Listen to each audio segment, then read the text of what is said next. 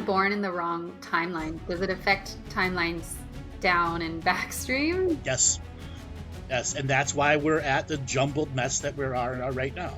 Oh. And to fix it, a lot of things had to be done to this timeline, both good, bad, evil, neutral, indifferent. Everything had to be done to fix the grand mistakes. Wow. So this is kind of the end game as you describe it. Yes. Between 2012 and 2054 is the end game. Ooh. And what does 2054 look like? Here, I'll tell you. Wow. Wow.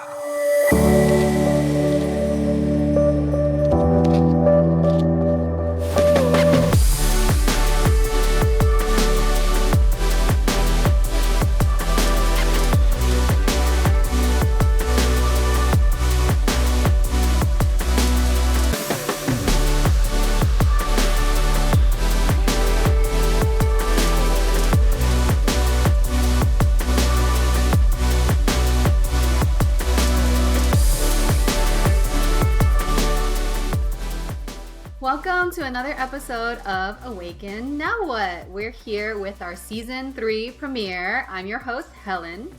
And I'm your host, JR. This is a podcast that illuminates your spiritual awakening and ascension. We are kicking season 3 off with a bang. It is my pleasure to introduce the Galactic Historian, Mr. Andrew Bartzis. Hello, everybody. How y'all doing today? Good, how are you? Doing wonderful. We got snow going here in the Northeast, and it was 60 degrees yesterday and 31 degrees today. Oh my wow. goodness. That's the pro. Yeah. And I thought I was cold. It's 60 degrees here. So today will be an in-depth discussion on some of the content in your book, The Galactic Historian, The World According to Andrew Bartzis, by you and Bruce McDonald. However, before we get into the book, you are known and very popular in some spiritual circles. But for our listeners who aren't familiar with you or your material, do you mind going over that Sure. experience when you were 9 years old? So my name's Andrew Bartzis, titled The Galactic Historian. Now, people want to know, what does that mean? That means I was exposed to the Akashic Records at a very young age. When I was 9 years old, I was at a baseball game, and it was a professional game, Cleveland Indians.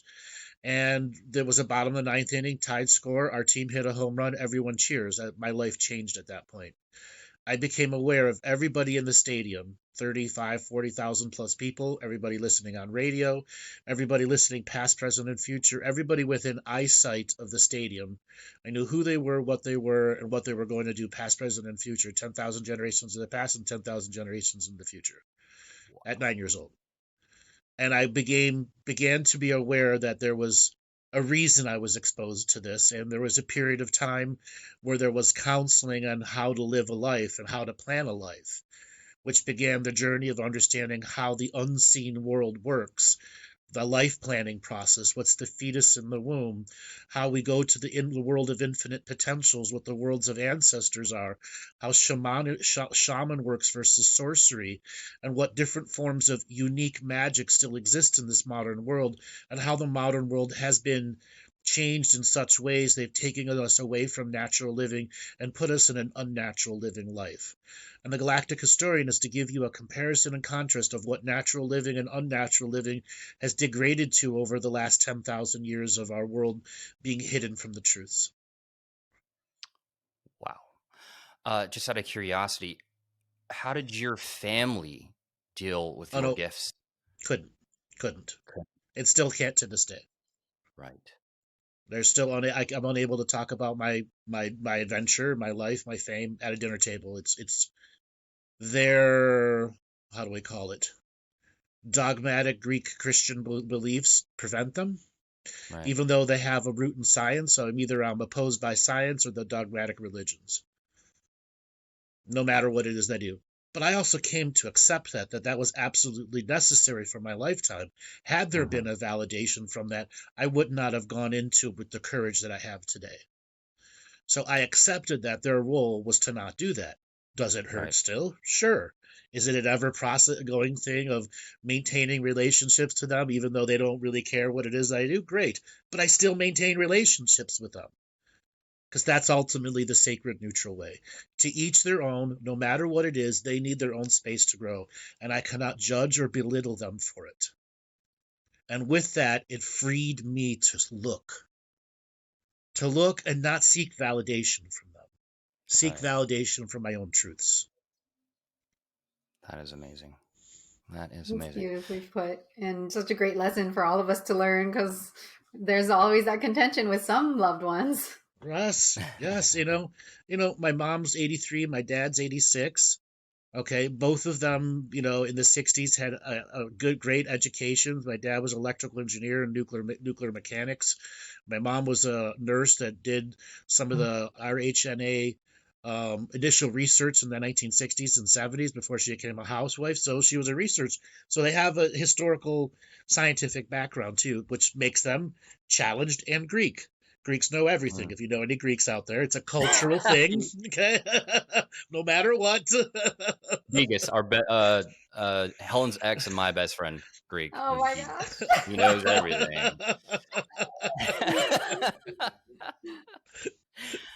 So, the Galactic Historian, the world according to Andrew Bartzis. This started off as a question and answer journey with some of your master students that resulted in a long document. Yep. How was that process? And did you know that this would become a book during that process? Yes. So Bruce had come to me in July of 2020. Yeah, July 2020. And he said, do you want to do a book? I said, I'm too busy right now. But in 6 months from now, I can, which was just before Christmas 2020. And come, let's say, August or September, I sat down with my former mentorship, and some of my current mentorship groups people. And I said, I need to put a manuscript together can't be short. It can't be 10,000 words, and it doesn't need to be finished. It just is my main subject matters that you all like. And we came up with an 80,000 word document and 2 additional documents that were glossary of terms, my particular terms, and then some of the revocations that I had made. So roughly 130,000 words. And from there, we went from the first draft, the second draft, and the third draft was the final draft. Book was done in 4 months. Wow. It's because but Bruce is a great writer. Don't get me wrong. But when even his own words are said, I've never had anyone bring me a complete document like this, and all I had to do was convert it into a book format that was capable for everyone to read, and then to do the 3-act structure and breaking everything down into 1,000+ word sections or 1,005, so it's easy to digest each section. Right. Each chapter seems to be a standalone book on its own. It could be, yes. All right, let's start it off with the questions. So I'm going to start off with it's one of my favorite quotes from the book, and it's in the beginning part of the book. It's, don't let them tell us it's a matrix, a hologram, or any other impotent, spiritually neutered container. We have full movement of expression here. I love that quote, and it resonated so deeply. The matrix term is so heavily used to describe this canvas that we're in. It's become such a limiting experience, a term of this experience. Are they trying to get us into an actual matrix? Is that why they're using this terminology? No. Our reality is a matrix at the celestial level. Millions of years ago, technology was created to hack the celestial layer and perceive and understand how souls go from celestial source to solar source to other celestial source. The soul migration patterns that actually are a commerce market on higher densities and dimensions. So everyone here on Earth is a part of a stream of consciousness that arrived here for its main purpose 30-something million years ago. Not everyone arrived at the same time, but the majority of us came in on a galactic streamer that was heading in this direction to found the galactic ascension machine. So the matrix is also a play on words that we live in a 100% free will universe and a 100% free will galaxy and a 100% free will solar system on a 100% free will planet that has 3 individual 100% free will timelines. Yet you live in a matrix that they've created for you, that you do not have 100% free will in any of those layers of perception. Therefore, they've created the free roaming cage. The cage is your consciousness, what it can or can't think about. And that is the matrix and metaphor. That is it. A metaphor. We live in the natural world with unnatural environments. That's it. Wow. Just hammered it home. That's awesome. Yeah. I am curious about the mechanics of the skull having a crystalline structure where our dreams and heart memories are stored. Can you speak more to that? So, are you familiar with the thymus? Mm-hmm. So it's commonly known as the high heart. So when you were first born, you started out as a heart, just a handful of cells. And once the heart got big enough, do you know what the second organ was? What was it? Brain? Nope, your tongue. That's right. It's in the book. Your tongue. And then your thymus, and then your spinal column. Yeah. This is how important our manifestation into reality is. That the second organ after the heart. So those high heart memories you're talking about are stored in a special place in between where the tongue ends in the back of the throat and the high heart, the back of the thymus, which creates a superhighway connection from heart to brain. And when we engage that, it's called cerebral heart space awareness. Okay, there's mind awareness, and then there's times we take our mind down into the heart, and then there are times that goes heart and up, or naturally we've created a resonance through raw creativity, music, dance, intimacy, etc., that activates cerebral heart space awareness. And it's a natural process. Those are where the crystalline memories are not actually stored. The file system is there because the rest is DNA, which is your memory, which is 80% memory. Right. And through this file tree, we can access past life memories, and past memories and future memories. You have programs coming in your DNA that determine this I am running this body technology in a time-space synchronization, what it has access to while it was planning a fetus in the womb journey that had infinite potentials. Okay? That's why in the teachings, so many of my teachings are bringing you back to the fetus of the woman, getting a familiarity with that again. That's how we can get past the file tree that's only this lifetime. And potentials, creativities. There are things that your lineage, your mother and father, their mother and father, 7 to 10 generations back, can bring up epigenetic memories, like you're a great horse rider, you're going to do wonderful in silversmithing, you're a person that needs to go out and be out in the ocean. Those are intimate things grown inside the DNA. And then there are things from the previous lifetime, both good, bad, and neutral, that come as a character setup. Okay? Like last lifetime, I was really shitty with business. This lifetime, I'm going to be gifted with business, but have shitty people around me. Okay? Right. Or vice versa. So the karma balances the growth out. Interesting. I found this to be very, very interesting as well.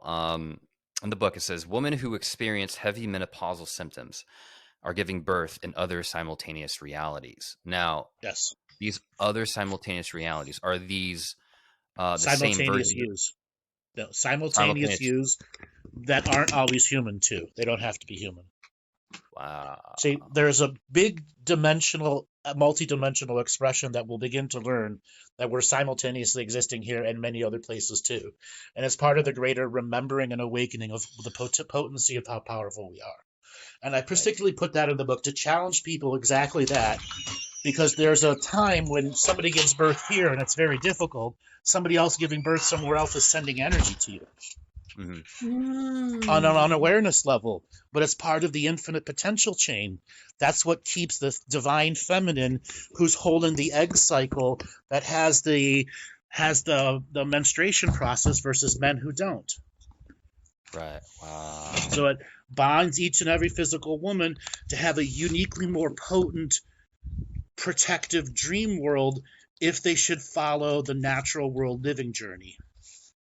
That's why many Native American indigenous cultures had dreaming societies that were run by only women. They were the dreamers. They were the Right. dreaming societies. Right. And the patriarchal society has diminished overall On purpose. On on purpose. purpose. Right. It was done on purpose. And you write about sovereignty being full responsibility for every thought, word, and deed.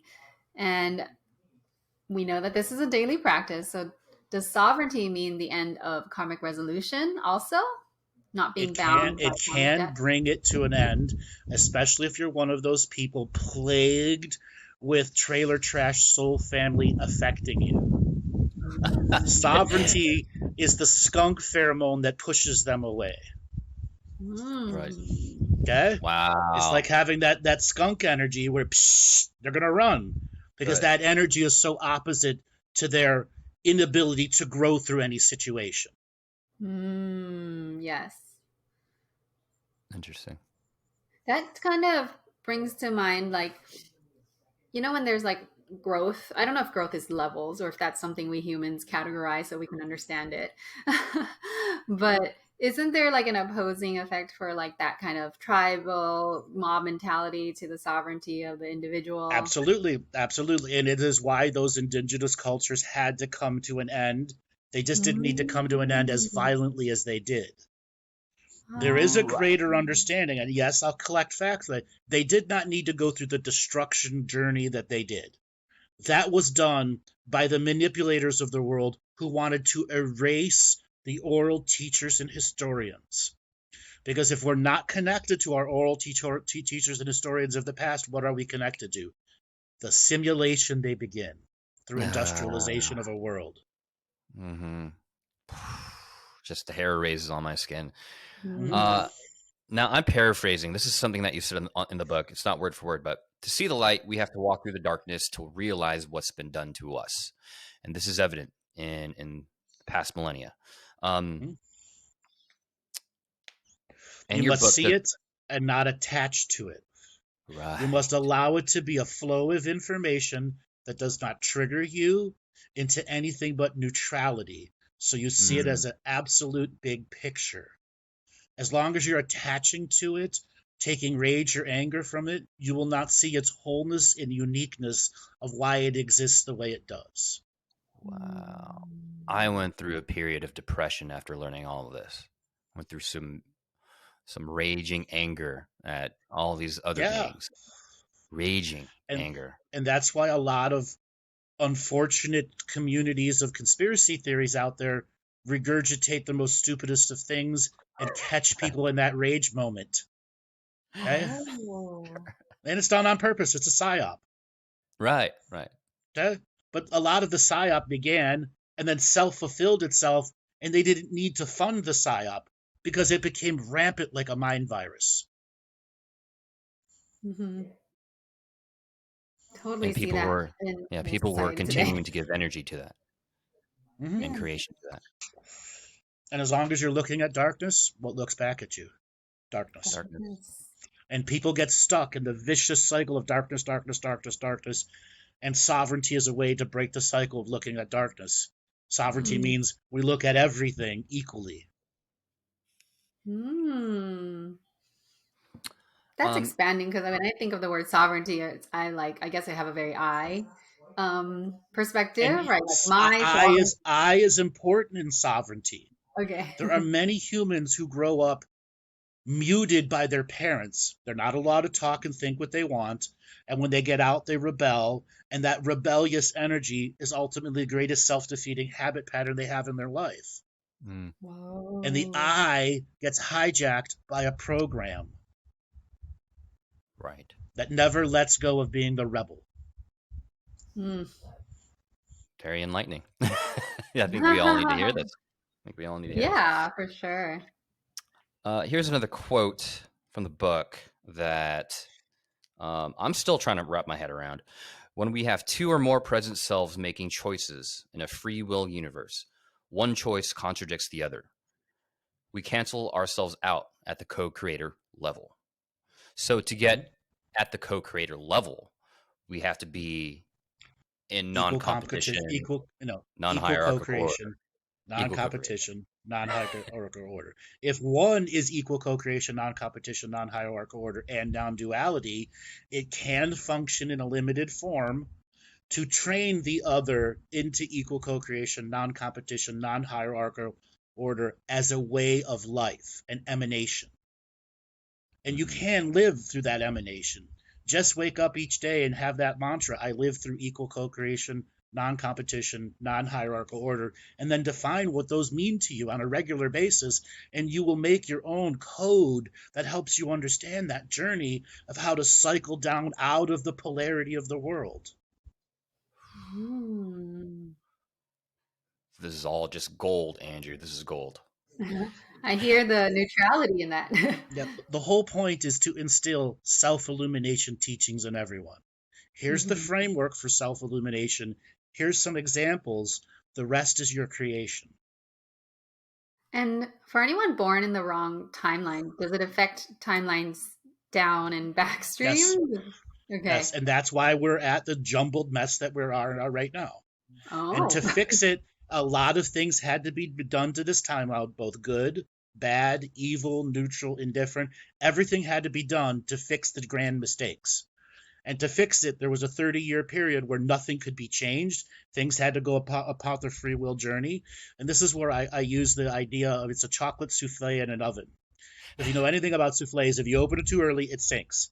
And we are the chocolate souffle right now. And there's multidimensional hands with knives around the oven, making sure no one tries to get into the oven and change something. Wow. So we're in the 30 years period right now? We're the end of it. The clock has binged. The door has not been opened, metaphorically. Okay. A lot of cooks tell you as soon as it dings, you wait 30 seconds, you open the door, you let the heat come out, and then you pull it out and you put it onto a warm surface. If you put it onto a cold surface, it'll dry. So there's still more processes before everyone has their piece of the pie. So this is kind of the end game as you describe it. Yes. Between 2012 and 2054 is the end game. Oh. And what does 2054 look like? Here, I'll tell you, that's full sovereignty. Off-worlders can come and go with citizenships. Right. And you said at one point the inner Earth will take over the court system. Is that in that time frame?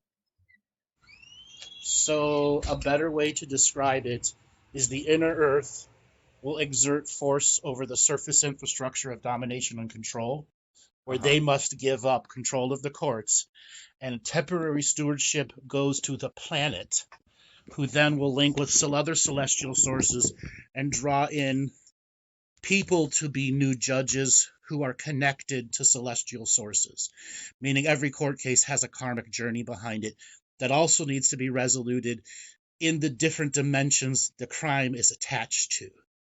Oh. Wow. A crime here can resolve a crime somewhere else. And courts are no longer just 3D. They become seventh dimensional. They become multidimensional. Well, yeah, they become multidimensional, but they affect up to 7. Because that's what's being blocked. The non-growth of our awakening here is blocking 7 dimensions of beings advancing to their next level. This gives a whole new level of meaning towards like the energy behind an event or like something you bring to like just the amount of multi-dimensions behind it as well. Yeah. And that's what I'm about, showing people the other perceptions that are out there and to how to get past what I call perception deception filters, things that hide shit from us. Until one day, hey, that doesn't make sense. And then you see it. You see it for what it is. So when in that time frame, I'll just start with this. We're here to gain completion of our soul codes. Is there a point in time where we all complete our soul codes? Individually, yes, not simultaneously as a group. And that's one of the biggest lies regurgitated through the lightworker community. It's a collective journey, and we're all doing it together. Sis, boom, ba, rah, rah, rah. It's an individual journey. It has always meant to be an individual journey. And those that continue to say it's a collective journey will never understand why it's an individual journey into individual sovereignty, where we all become breakaway DNA civilizations of one with a direct relation to our celestial source, who does not need monarchies or religions or anything else to define your particular growth in all the multidimensional assets that you have, which you're born with, which we don't even see as assets now. Mm-hmm. Is that part of the forgetting? Yes, that you have access to a precognitive and postcognitive workforce. Mm. Ah, that's powerful. Like if you Yes. really sit and like put that into our being, a pre and post cognitive workforce. Wow. Yes, a precognitive workforce assembles the road ahead of you and looks to the infinite potentials that the fetus in the womb has created and what you can actually do in real reality with all of the depression equations and happiness equations included. Okay. And then it's like, well, it's your free will to choose any of these plans or to choose one that isn't planned at all. And then what does a postcognitive workforce do? Helps you process what actually happened to fit your actual true spiritual narrative. Because there are times we'll perceive one thing wrong through fear and a year later realize it's not fear anymore. That's our postcognitive processing and reviewing. And this is where a lot of people in the spiritual thing are constantly do, process, but they don't break and allow yourself to percolate and think about it. And give that postcognitive workforce a chance to influence you through dreams, through synchronicities, through the random reading of a book that gives you a new pattern to connect to. Wow. Right. I think you explained the precognitive workforce in one of your web shows once, and it was simply as before you see a doorway, and before you see the door, you know you're going to walk into the room. Mm-hmm. And then when you exit the room, as you get up, you know you're going to exit the room. It's your precognitive and postcognitive workforces in action. Yes. And there's another way to see it. There's 5 doors, and all 5 have their own unique experiences.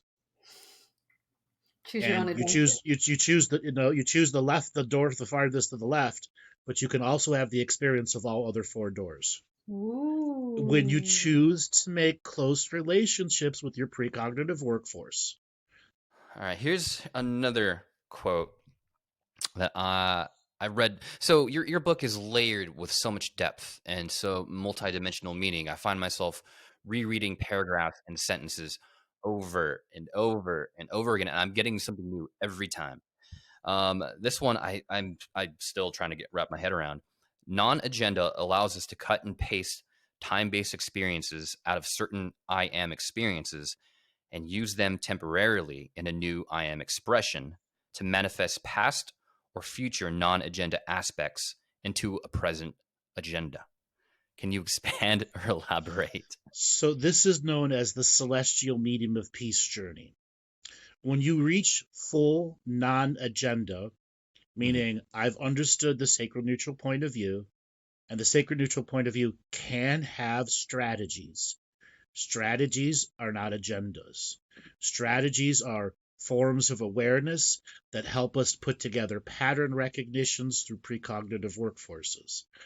So if a lifetime 1,000 years ago was a high spiritual shaman lifetime, and there's a unique code of information connecting to volcanoes then, and 1,000 years later you're born and you need access to that, as long as this lifetime I'm on the path to equal co-creation, non-competition, non-hierarchical order, and have mastered the sacred neutral point of view, I can take my non-agenda energy and strategy and reach back to the many hundreds or thousands of lifetimes and find what I need to complete a circuit so the precognitive workforce can go years into the future and plan for you. Wow. Which is your inherent birthright as a human being. Right. Which they don't ever want you to know you are that powerful.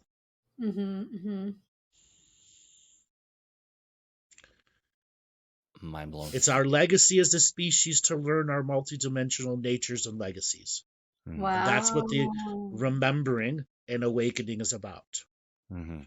It is both a Mm. remembering and awakening simultaneously. Mm-hmm. Simultaneous awakening and remembering. That's Yeah. right. In a more, to take it a little more micro, because I know that that was about like different lifetimes and dimensionality. So after this life, um, do we revisit every single experience in a life review? No. Okay. So in this life, let's say you were to have an accident and 10 years from now you pass away. And that was your actual pass away time. There can be many passaways times, and there's always one time that can have a reset and a reset. It all depends on our karmic equation. If you die in a car accident, that is a karmic process. Everything that has to do with car accidents, roads, as a karmic process, part of the greater journey planned in the fetus in the womb. If you die of something that isn't a karmic process, let's say suicide, something like that, you forced a free will choice, which will then make the I am, as soon as you die and your energy of spark leaves the creation of the body, you begin to lose I amness. And it could Uh-huh. take hours to months and sometimes years, depending on the resistance of the I am to accept the inevitable, the body is no longer living. And with that triggers different types of past life reviews. In a suicide case, it's all the choices you could have made something different and what could have been in your outcome. Mm-hmm. But it is not a torturous process like the movies want you to think, because it's Mm-hmm. still about bringing you and awaken you to the light so that you can cross over to the other side and finish that I am's journey and enter it into your hall of Akashic records, and you see your higher self who spawns an I am each lifetime. Mm-hmm. And you can Mm. go and meet the many other I ams of you in the North Pole Aurora Borealis. That is where our astral world functions, and that's where your last 50 generations of your IMs are. But every IM gets a new purpose after it's an IM. Mm-hmm. It doesn't just have to be here. Okay? It can go to other worlds and other places and be born into other places. As it is, if it is a quality karmic resoluting life and not destructive karmic life, it gets the ability to go and spawn itself as a lineage of IMs, who will then also be a part of our higher soul, who is harvesting and creating thousands and thousands of lifetimes simultaneously existing through multiple galaxies. And that Mm. size of the being will determine how old the soul is. Wow. Kind of hammers home the whole eco co-creation concept. It's also about populating the galaxy, which is an unlimited perception. Mm-hmm. And we must achieve our unlimited perception through our own growth. Earth is also what I call a seventh dimensional galactic seed planet. It is meant to go to the edge of space and time, to the edge of a galaxy, and wait for the galaxy to grow. It's an actual tens of billions of species across all the galaxies know this as a time where the galaxy just expands and it creates new solar systems, new planets, new thises, and they're all blank Akashic record worlds waiting for light to go there. And that's why we have this multidimensional body with simultaneous existence. We are meant to go forth and seed the ever expanding universe and galaxy with consciousness and photonic light. Out of curiosity, are there any other teachers like you? Your material, I found, is so different from the light worker community or any other spiritual teacher for that matter that I gravitate towards over and over and over again. Is there anyone else that I don't has want to you? sound egotistical, but no. Okay. I mean, people try to mimic the material Hmm. or try to take one little nugget of this and expand, and some can, but I put out a consistency they can't for over a decade. And I Mhm. let that stand for the record. Okay. There are other people doing other material. That's wonderful. And it may have some relation to some of my perspective, but is nowhere near the breadth and width of what I do. No, Definitely But not. I And also know I am training those to take over the job. Okay? Mm. Whether it's physically them knowing me or them just having a show, and in 5 years from now they have enough of an awakening and they have a podcast called Awaken Now What? all right, so I'm just gonna say, Okay? um, this is a I'm full. seeding people. I'm seeding people to take over the job. No Hmm. wonder I've been taking notes on every one of your damn podcast or web shows. I don't know if you know this, Andrew. Fun fact: the creation of our podcast is because I listened to you and JR's session, and I said, JR, you have a great voice. Would you ever start a podcast? And he said, how about we start one? Wonderful. And at the end, we had 2 sessions. At the end of those sessions, you said I should create digital content about my awakening journey. Here we go. This is it. Yep. This is it in motion. This is it in action. So thank you both, actually. So now I'm watching the flower grow. Okay. It's Here's some water. right.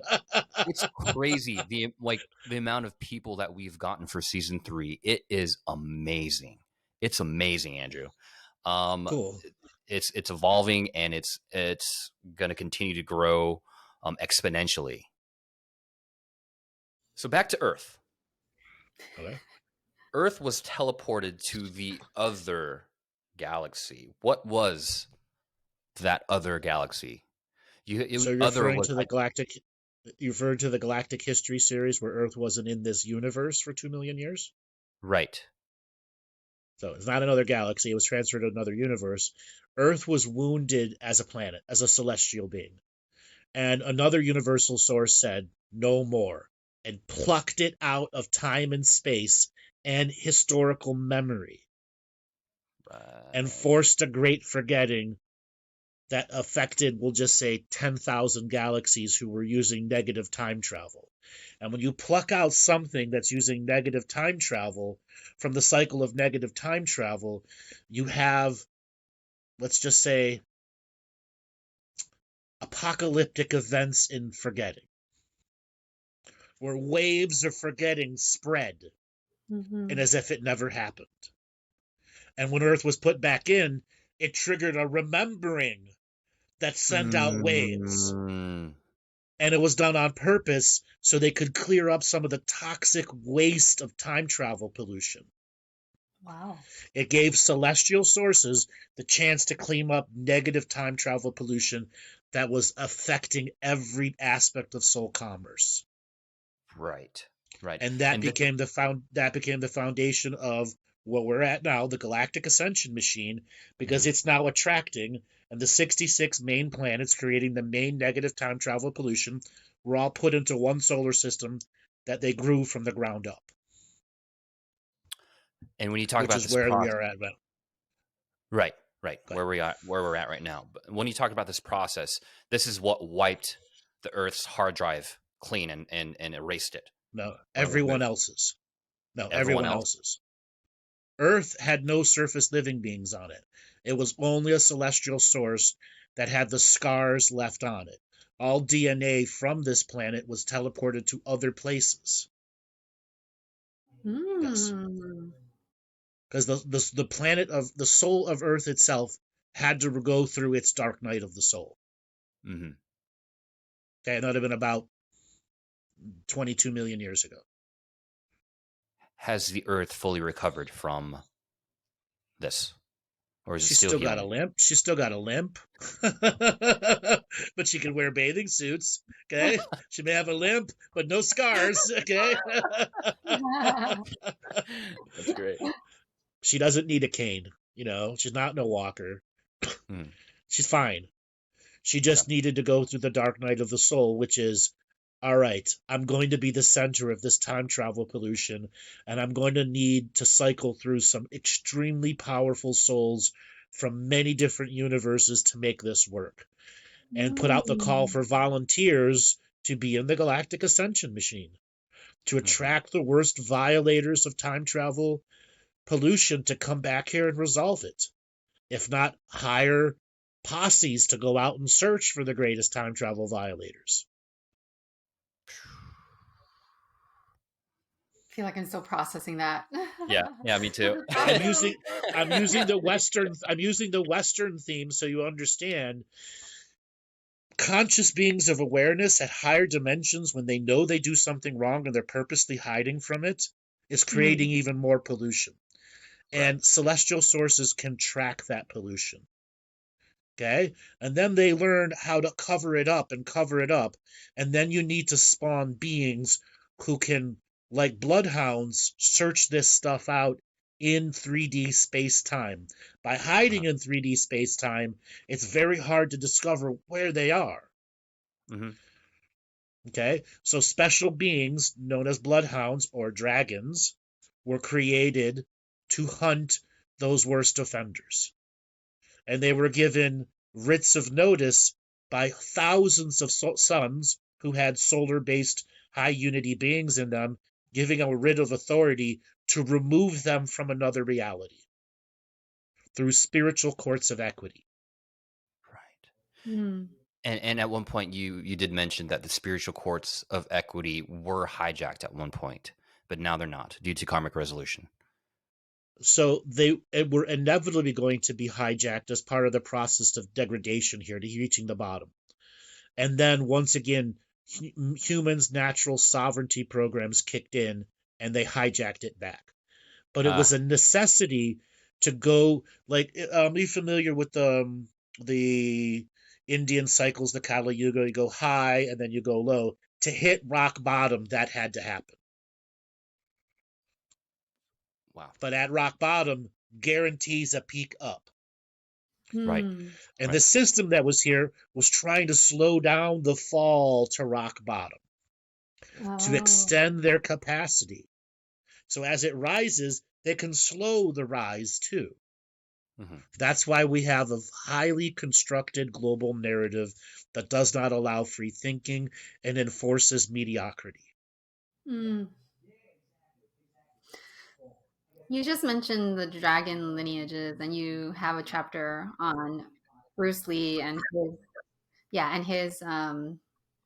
his being a dragon. Would you please share more about that?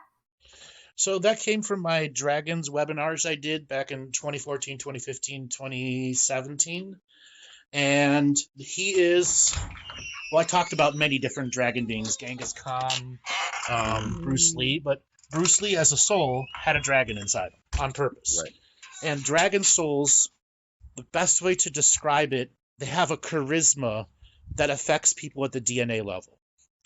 Think about it in the 50s and 60s when Elvis came out and he just shook his hip one direction and the women would fall to the ground.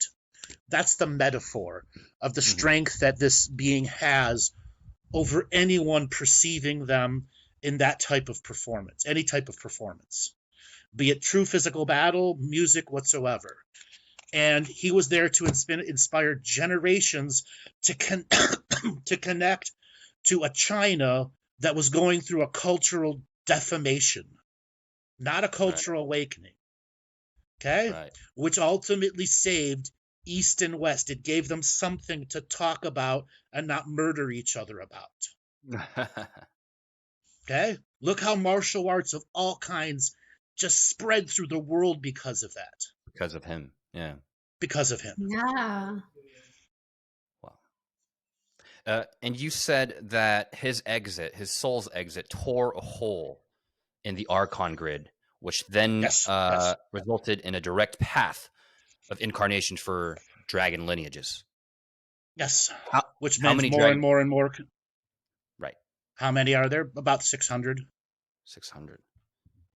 But that could be spread into, if you water it down and water it down and water it down, there could be, 600 million dragons that have enough strength to reach that potential if they were to get into an actual daily practice that has repetition at its basis and spiritual hygiene as its main goal, with learning to spiritually journey as a secondary thing you do as you're mastering spiritual hygiene in a world that's unnatural.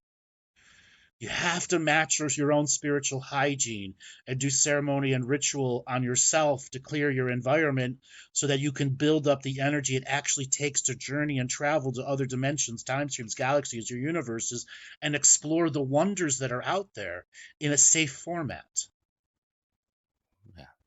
We just And have to those learn. types of dragons Master. will learn that. But right now, this world enforces mediocrity, and everyone expects it to be given to them. And it's hard work to commit yourself. Commitment, courage, and discipline are not mystical, but they are the foundations of getting to the mystical.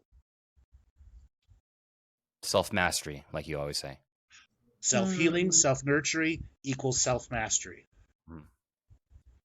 So it's written in the book that the Prime Creator made mistakes, allowed ingredients into the recipe that changed the flavor of creation. Was the Creator aware of potential outcomes? Not of all of them.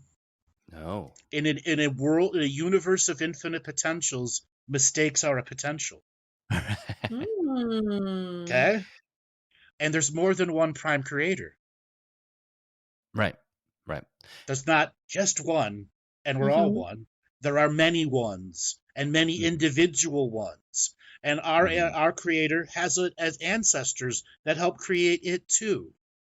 I love that. Yeah, we always forget about like that meta or even the micro. Like it really is just like our 3D brain cannot fathom that meta amount. It can though. It can. Oh. You're doing it right now. You're doing it right now. Okay. It just took a pause. It just took a pause for you and for your processor to catch up to it. So it that's why really that's why language is so important. What I call the colloquial now. 50 years ago, if we were teleported back in time 50 years ago, we could pretty much understand the language. If we went back to the 1920s, we could barely understand anyone.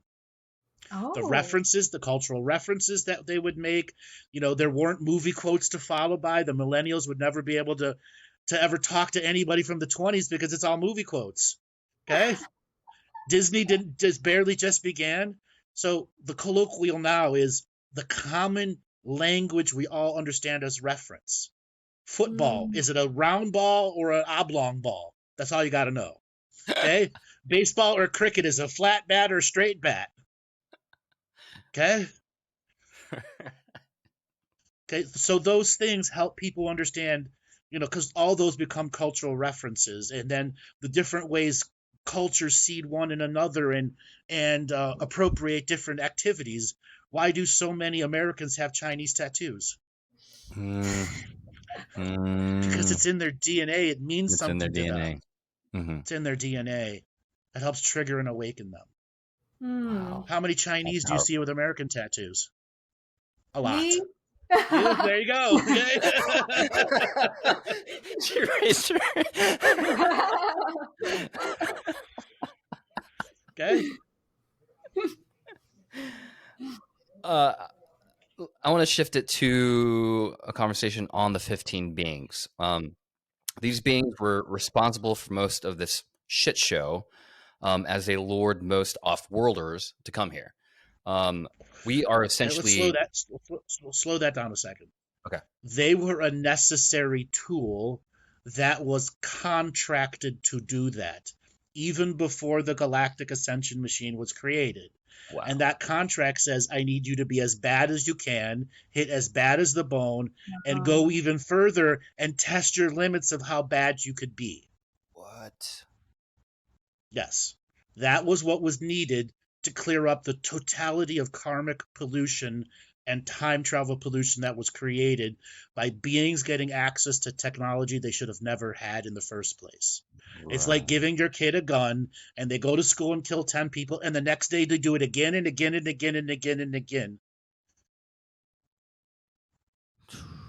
And we are connected as soul family with these founders. Not everyone. Not everyone. Not everyone. Okay. They at one point were 40% of the DNA population here. Ooh. Right. But they got competition. This is the most highly competitional spot in the universe, even though it's a non-competitional planet. The greatest competitional beings came here and are competing, both good, bad, and neutral. Competing for what? The surface farm. It's where the greatest and most powerful and ancient souls come to live to be a part of the Great Awakening. We awaken on our surface timeline first, and then the subsurface timeline is forced to go through a letting go and a de-remembering, and then the surface, the astral world, prepares for its new generation of taking over on service, and another group of souls in a wave of energy from other places, spaces, and times take over the astral world cities that were created for them.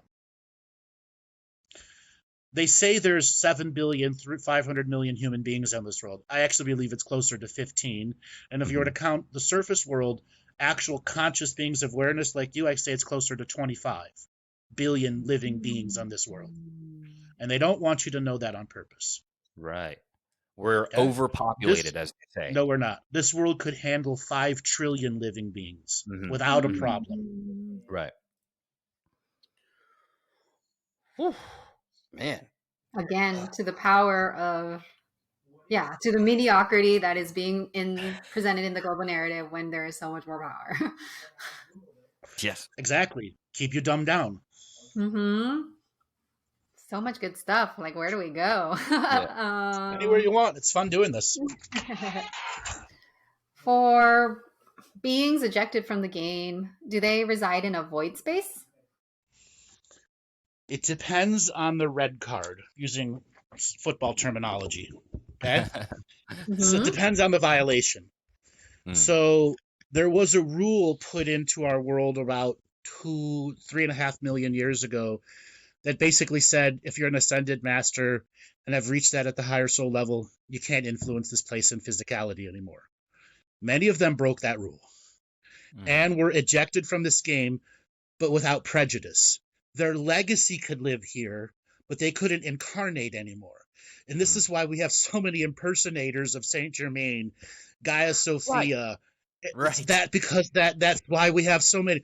I can't tell you how many Saint Germains or Jesuses that I meet in a single year, or Sophias, 50 Archangel each. Michaels. Oh God, I've met thousands of Michaels. And you brought this up, and you're the only one that talks about this in depth, is service to self-ascension that was created for the 15. How is this process achieved for them? Well, it had never been done before, and it was only a theory. They were given the task of be as bad as you can be, and at the end, can you transmute and transform it into something else? Which was ultimately the biggest skill, which is, can you prove service to self-ascension can both be positive, negative, and neutral to all existing beings? Wow. And many of them did it, but then began to understand it was not what they wanted and backtracked on it out of free will. Because the responsibility of that next level required inherent humility skills they didn't have. I feel that one in my DNA. Right. So they learned that process, and then they're like, nope, I don't want it. Correct. And then taught others how to do it. Because that was the other part of the contract. There are those that service to self-ascension, which is not pure selfishness, which is not narcissism, is something that is taught in religion. Buddha. Okay? There's others that do the same thing. It's where the individual growth of consciousness interconnects and blends with all there is, was, or ever will be, and they learn how to function as part of is, was, and ever will be. Which is a completely different experience than living here in this 3D realm. And in the universe of infinite potentials, that is a potential for them. They generally become free-roaming galactic citizens, going from universal mystery to universal mystery to universal mystery, like a intergalactic or inter-universal Indiana Jones. On that note, how do we achieve that kind of celestial medium journey? So in my course, Living the Mystical Life Daily, it's all about entering the peacekeeper and peacemaker And when you begin to evolve peacekeeping and peacemaking in your life and you make it as part of your emanation journey, celestial medium is the next inevitable journey. And it's how to connect directly to this planet as a source, and you learn the 1 million letter celestial alphabet. Right. Now, our dragons, each and every human being born in this world has a metaphorical dragon. You can call it whatever it is. It's a chimeric being whose purpose is, during each and every lifetime, they're bonded to a lineage so that if somebody enters the neutral state and grows with the natural world, they have an opportunity of having a grammar teacher at the 1 million letter celestial alphabet. And the journey of celestial mediumship is to embrace that 1 million letter alphabet, to be a live translator of it. That's what I do. Live translation of a 1 million letter alphabet into this 26 letter. Do I miss lots of parts? Sure, but I can only speak in the colloquial now, that which the living now understand. Now that I have you here firsthand, I actually have living the mystical life daily. I've been putting it off because I don't think I was ready for it just yet. But the process is it 90 minutes a day of every day saying these revocations out loud, and then okay. So first thing first, I give my effort scale. C plus effort is 15 minutes a day, 5 days a week. B plus effort is 30 minutes a day, 5 days a week. A plus effort is 90 minutes a day, 6 days a week. Your effort has to be put on a calendar. So let's say Monday, Wednesday, Friday, you're going to try to do whatever. At the end of each thing, you have to write on your calendar what you actually did, so that you average your score monthly to yearly. That's where you get to understand what you are really doing and manifesting as change in your life. Okay, when you see it on your calendar, I call it calendar magic. Okay, I look back on my calendar, holy crap, I had all these things that I did. And then I look to the future calendar. I'm generally planned 6 weeks ahead of time, no matter what I do. But there have been times I've been planned 6 months ahead of time. And I don't want that to happen anymore. So I keep my calendar 6 weeks. But I also have my spiritual practices on there that remind me, hey, dummy, do them. Do what you teach, preach what you do. Okay? And then I say, hey, this was D- effort. I was just awful at it. I have to make that time up out of my own commitment to it. And sticking with just a C plus effort can get you out of some of the most hairy, personal, shitty life points that you're in, even the dark night of the soul. 15 minutes a day, 5 days a week will absolutely change your quality of life and help you erect a stairway out of your despair. I'm going to get on that. Okay? And for those that aren't in despair, what's it going to do? Just let's say you go to the B plus effort. It's going to give you more energy each and every day to be creative. And you just have to strategize what you're going to do with this creative flow. That's its base function. The more you go into spiritual hygiene and understand the nature of your environment and how energy can densify at a particular place, like I say, you should do your 4 corners of your bedroom and of your bed and the 4 corners of your room. That's minimal. That's basic spiritual hygiene. The next is your bathroom and your vehicle, your kitchen. And so can you sage out your whole house? Great, but you only really need to do it once or twice a month, unless you have a household that has big foot traffic going through it or kids there. You have to see the emanations that you're putting off. And there are times we may be really mad and angry, and our environment absorbs that. And then there are times we're really happy, but we have a roommate who's completely opposite of us. Therefore, we have to neutralize the energy so growth can happen. Right. So it has the room to grow. That. Can you expand on why kids in an environment require more clearing? Because they don't know what they're doing. All of a sudden they go, I want to win at this video game, and I'll do anything to win at this video game, and poof, something that's there that's not supposed to be. Ooh. Also, community schools, high schools are some of the most haunted places in the world. You have abused children next to completely normal people, next to super rich, entitled people. Yeah. And it was never meant to be that way. Ever meant to be that way. Education was never meant to be in mass colleges like that. It should be 6 and 9 nine kids per room per teacher. And that's how important teachers should be through growth of journey. Mm-hmm. Wow.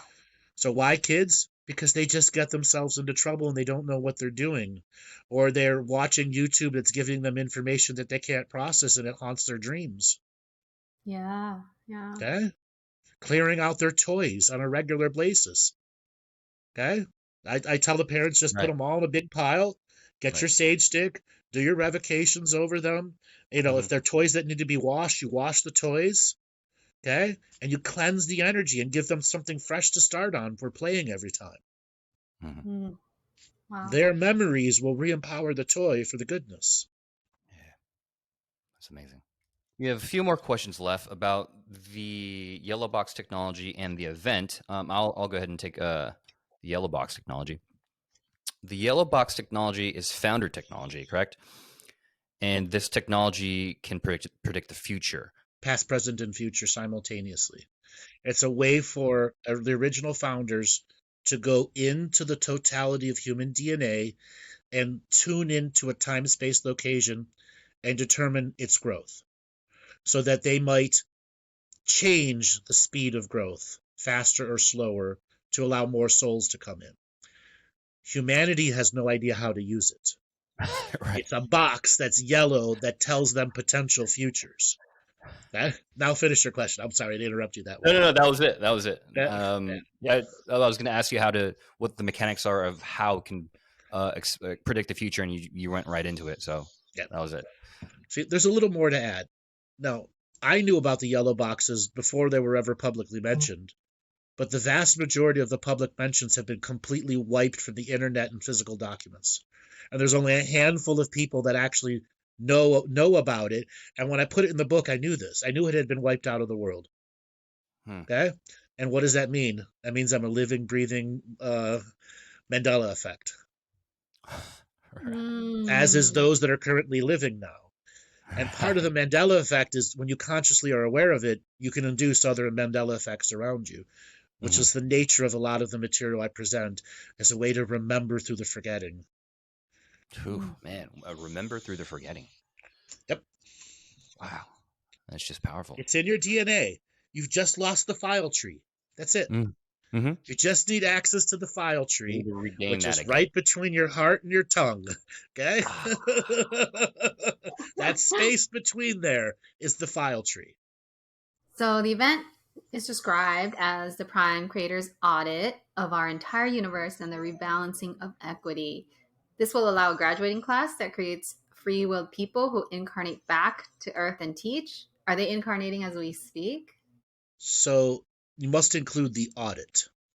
The audit was something that was done in 2014, which measured the entire karmic and dharmic journey of every being in the entire galactic ascension machine, and it saw how cooked the books were.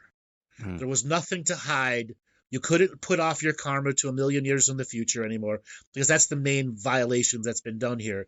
Negative oligarchs created a now karma, and because they understood how to manipulate the universal rules, they put it on future generations of incarnators into a debt-based system. Okay? On purpose. That can't be done anymore. Every aspect of the cooked books was reiterating. It's like going back to Sam Bankman-Fried's crypto and figuring out where all the money was. They figured out where all the money was, who's supposed to get it, and created a system for it to go back to who was originally created, debt who originally created it. That actually is the awakening, the event, and that happened in 2014. We all have ever-present access to that event. It's just waiting for us who accept past, present, and future to look for a standing point in space-time in which Prime Creator said, here is a doorway to awareness to achieve your universal balance so you have the keys to your graduation. That's so crazy because I would say biggest spiritual awakening like started there, like 2014. So it's like that energy, I responded to it. A lot of people did, and Same here. I kind of make fun. You missed the event. but it's an ever-present time event that's simply waiting for us to go back as spiritual journeyers and experience it. We can And access when it you've now. earned, right, and when you've earned and learned the rights and responsibilities to your own awareness, which are vital to access the portal of what happened in 2014, your level of awareness is equal to your responsibility, and your level of responsibility is equal to your level of awareness. And when we take on information that is stronger than our responsibility or stronger than our awareness, we become imbalanced. And unfortunately, a lot of light worker communities are stuck in different patterns of that imbalance and can't accept you have to be who you are today and now. And you cannot take on things that you were not meant to take on a year from now. You must go through the journey of learning your responsibility of acting in the now as boots on the ground for trillions of other spirits who are waiting for us to make free will choices to change this place. That responsibility and awareness piece was my favorite part in the book because it's, I don't know, like such a tenet of how we show up as spiritual guides. Yeah. Yeah. It helps people define the journey and the Mm. teeter-totter of the disaffection that can happen to you. If you're all about this awareness, but you don't have the responsibility to how to enact it in the world. Like, I had to learn a lot about spirit in business, and I had to understand the Galactic Historian is a business of spirit, and the spirit of business is my business. They're one and the same. So I absolutely had to understand what podcast model was even before it was a podcast. Right. I had to understand technology, this and that. Shit I never knew growing up. Okay? Right. I was in construction and limo, born into restaurants. Okay? I had to figure it all out and put my brain and wrap it around there and make myself a good business person in this world. Like, if you're not a good business person, you're going to go nowhere. Right.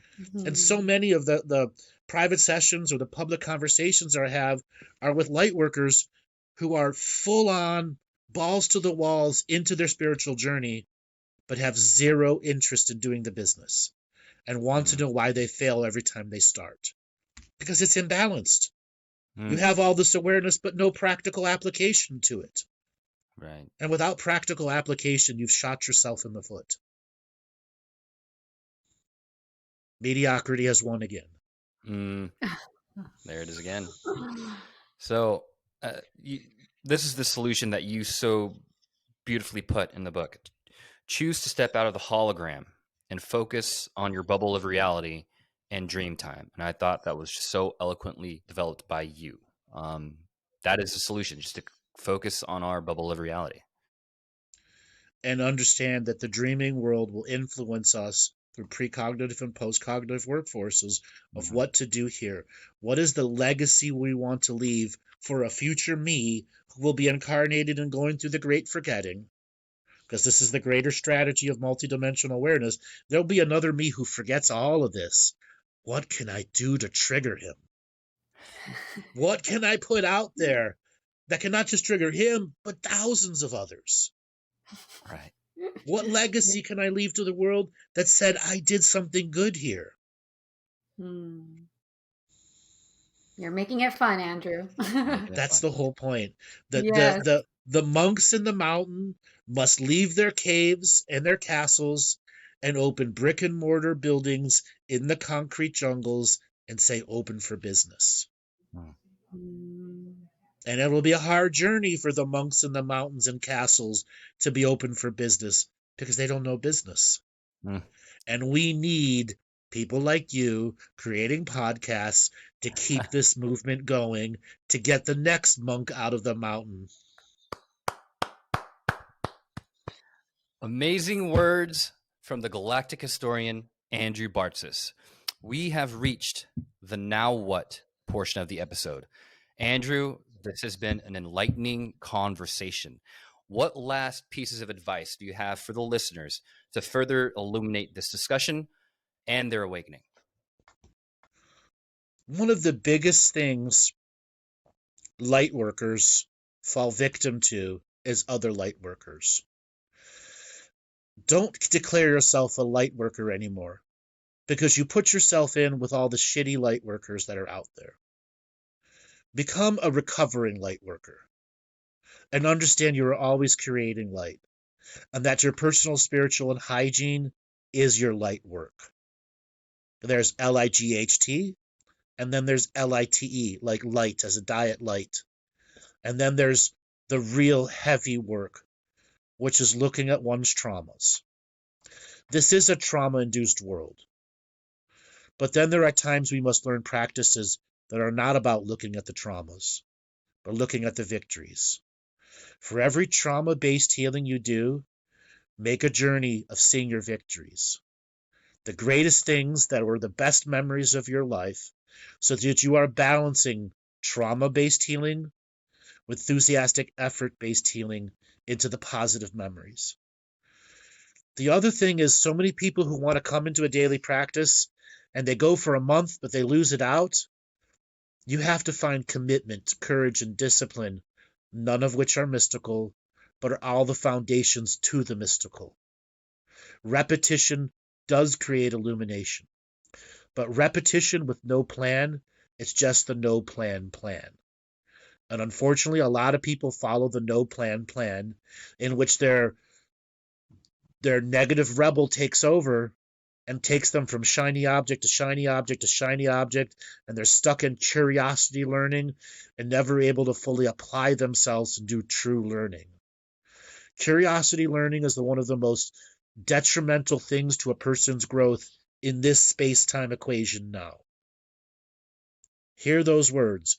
Curiosity learning is the most detrimental thing to your growth now, because so many are caught in mediocrity and are unaware to create a spiritual strategy and plan with the daily practices that they do. The daily practices that you do today should always be journaled and chronicled on, so that you can look back at them and watch your growth. And then inevitably, you're going to have a foresight day where you're going to write into your journal, where am I going to be in a week from now, a month from now, and a year from now? And after doing this enough times, you will see your future, because you've created it out of mastering your own life force. That is the spiritual journey. Get out of curiosity learning, put true effort behind what you do, and understand enthusiastic effort in one spiritual practice is worth 1,000 spiritual practices that have no effort behind them. The last thing is, so many spiritual people are so far up the ass of spirituality that it's coming out their mouth. And they have no entertainment, no sense of humor, are so static and serious that they become Karens and trolls. You must have entertainment in your life that isn't spiritual. Right. On my shows, I ask this all the time of people, what do you do for fun? And most of them have no answer. They've taken it out of their life and replaced it all with spirituality. You do need a day of break. You do need hobbies, and you do need things that regenerate your journey to be you. Give it up for Andrew Bartzis. Thank you. So good.